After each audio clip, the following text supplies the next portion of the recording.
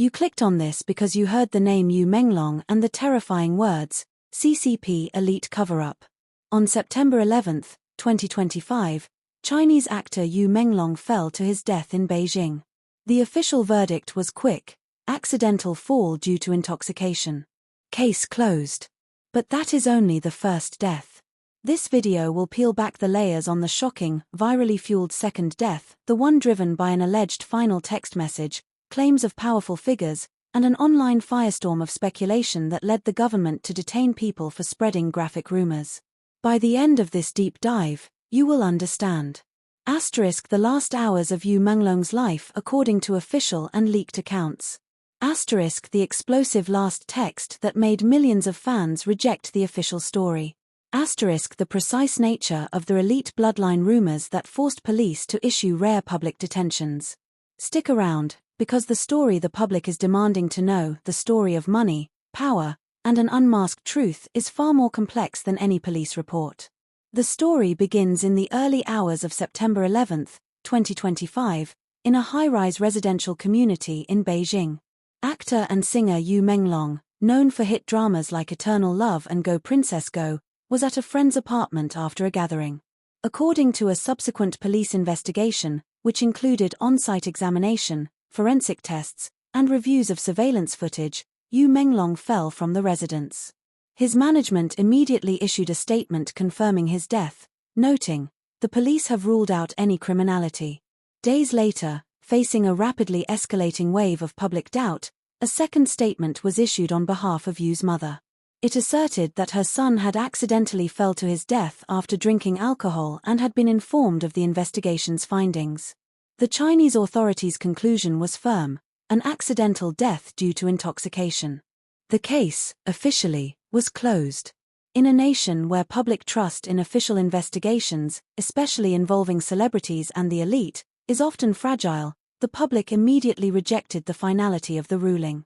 The vacuum left by the swift closure of the case was instantly filled by two things: grief-fueled demands for justice, and terrifying, highly specific rumors of foul play.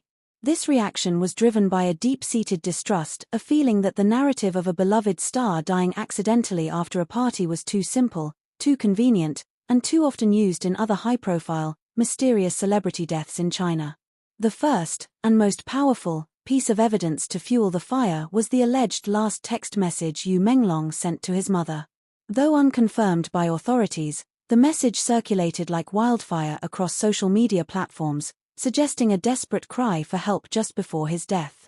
"Every time I see the money they transfer, I vomit. That money isn't earned by me, it's dirty. I must say goodbye now, mother. They may come and kill me anytime. I'm not joking, and I'm not hallucinating." The money, the threat, the certainty of his impending demise, it painted a picture of a man entangled in a sinister network, not a man who simply had too much to drink. Fans immediately connected the dots to rumors that Yu had been targeted after refusing sexual advances from powerful, high-ranking figures, or was being coerced into covering massive debts. As the conspiracy theories intensified, they took on an increasingly graphic and horrifying dimension. This is where the narrative of a simple cover-up transformed into a macabre tale of criminal violence, specifically targeting the so-called CCP Elite Bloodline. Rumors started circulating that Yu Menglong's death was not a single fall, but a sequence of brutal acts. The most shocking and specific claims included allegations that Yu was tortured while still alive. Claims that he was hung from a high-rise building before the fall. The grisly, unverified allegation that his abdomen was cut open to retrieve a USB device that contained incriminating evidence against his tormentors. The mention of audio recordings allegedly captured by a neighbor through a peephole, claiming to document the torture. These are the mind-blowing scenes the public was consuming: a shocking, cinematic narrative of state-sanctioned violence against a vulnerable celebrity. The speed, reach, and graphic nature of the allegations forced the Beijing police to take extraordinary steps. Their subsequent announcement was not an update on the death investigation itself, but an investigation into the rumors. In an unusual move, police detained 3 women for fabricating and disseminating these stories online. According to the police notice, The women admitted to creating and spreading the falsities to attract attention and boost traffic on social media. The women had concocted the most extreme details. One was responsible for the claims about a big shot and sexual assault, and another for the claims of being hung and having his fingernails pulled out. The police framed the effort as one of restoring public order that had been severely disrupted by the fabricated content. This police action created an intense feedback loop.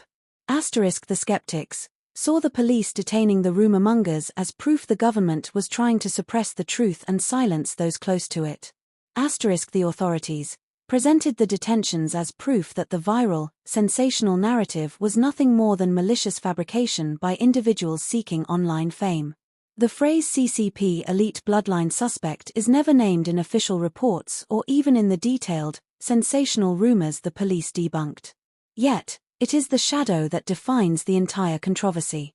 In China's entertainment industry, allegations of powerful, untouchable political and business figures, the elite, exploiting, coercing, or intimidating celebrities are a recurring and highly credible fear. This atmosphere of fear turns every unexplained celebrity tragedy into a potential conspiracy. The suspect in the public imagination is not one person, but the entire system of privilege and impunity that surrounds the CCP elite, the idea that certain powerful families are immune to legal accountability. The dirty money mentioned in the alleged final text is immediately interpreted as the wealth and corruption of this class. The public's desperation for answers, and their willingness to believe the most extreme rumors, is a direct reflection of a deep-seated frustration with perceived power imbalances and lack of transparency. The controversy was further amplified by reports surrounding Yu Menglong's mother. After she issued the official statement confirming the accident, rumors began to circulate that she had lost contact after traveling to Beijing for funeral preparations. This development suggested two terrifying scenarios to the public. Either the mother had genuinely accepted the police report but was being silenced, or, far worse, she was under suppression by a powerful force to keep the real story hidden. It revived the central theme, an all-powerful, nameless entity controlling the narrative. While her statement was public, her alleged subsequent disappearance left a lingering, chilling question mark over the entire affair. The Yu Menglong case presents a dramatic clash of narratives that captures the anxieties of modern Chinese society. The firm, final ruling of the state versus the explosive, unverified narrative of the anonymous online collective. The actor's death, whether a tragic accident or a conspiracy, has become a mirror reflecting a society struggling with issues of celebrity exploitation, political corruption, and the suppression of information. The official records are closed. The investigation found no criminal element. But the conversation rages on. The detailed, horrifying rumors have been officially labeled lies spread for clickbait. Yet, for millions, the image of a beloved star sending one final, desperate text * "They may come and kill me anytime * remains the most powerful and chilling truth of all. The case of Yu Menglong's death may be closed in Beijing's files, but for the global audience, the question lingers, keeping the story alive. Who were they, and will the true circumstances behind the tragic fall ever be unmasked? This is the part of the story that shook the foundations of China's social media. This is where the narrative shifts from a tragic accident to a chilling, high-stakes drama, the alleged existence of a powerful, unnamed entity, the CCP Elite Bloodline Suspect, who the public believes orchestrated Yu Menglong's demise and subsequent cover-up. This figure is the embodiment of impunity. They are not one person, but a composite of every dark rumor about the ruling class, untouchable wealth, absolute political protection, and a taste for exploitation. The public outcry wasn't just about a famous actor's death, it was a desperate scream against the idea that China's princelings, the children of the elite, can commit any crime and simply wipe the slate clean. The foundation of the conspiracy lies in the motive.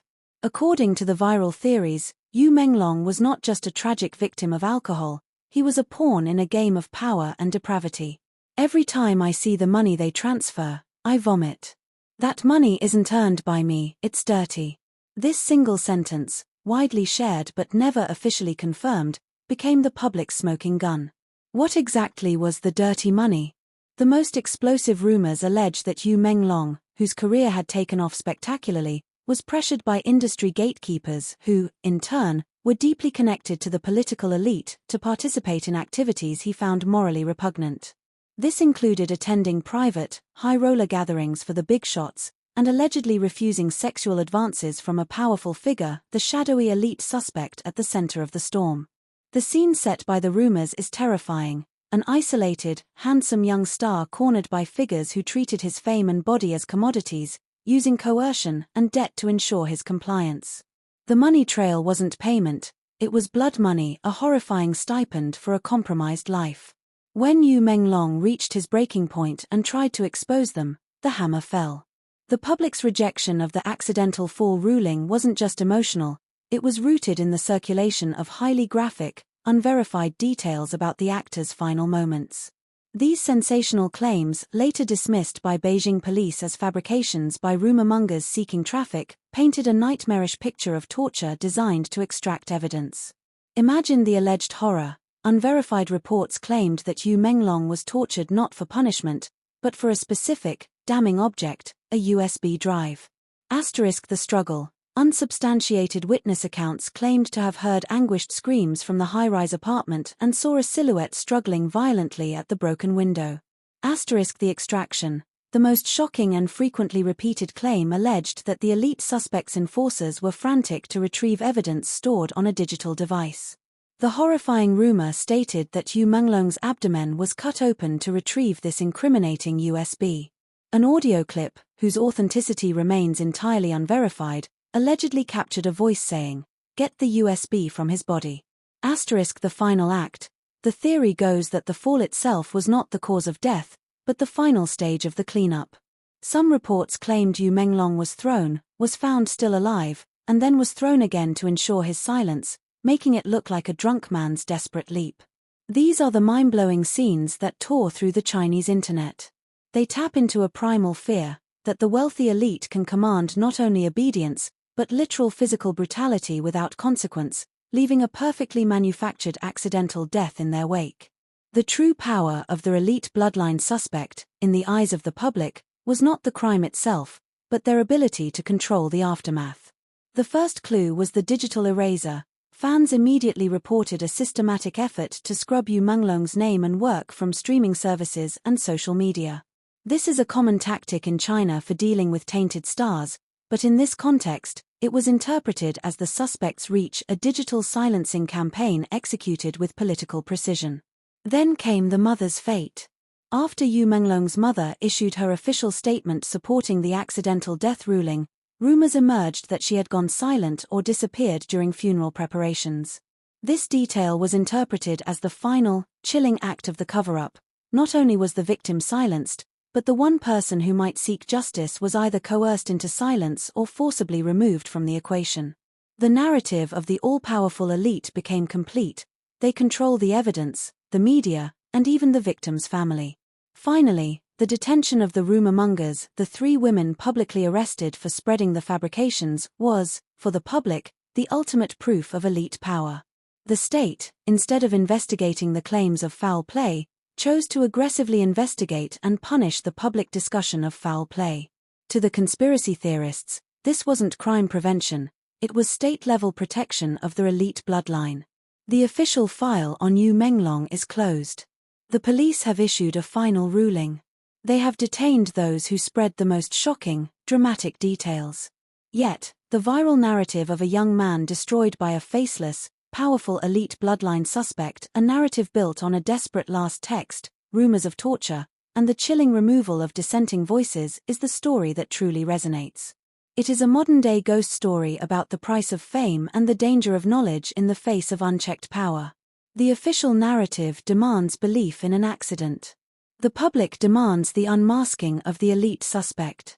In China, these two truths can rarely exist in the same space. We've laid out the facts, the chilling rumors, and the overwhelming power struggle at the heart of the Yu Menglong case. If this deep dive into power, corruption, and the fight for the truth captivated you, you know what to do. Hit the like button right now. Share this video with anyone who needs to hear this story. Subscribe and ring that bell so you never miss another exclusive investigation. Now, drop your thoughts in the comments below. Asterisk, do you believe the official police ruling of accidental death due to intoxication? Why or why not? Asterisk, which piece of evidence, the police forensic report or the alleged final text message, do you find more convincing, and why? Asterisk, what does the intense public suspicion in this case tell us about the relationship between celebrities and the powerful elite in China? Let the discussion begin. Your comments are the only place where the investigation continues.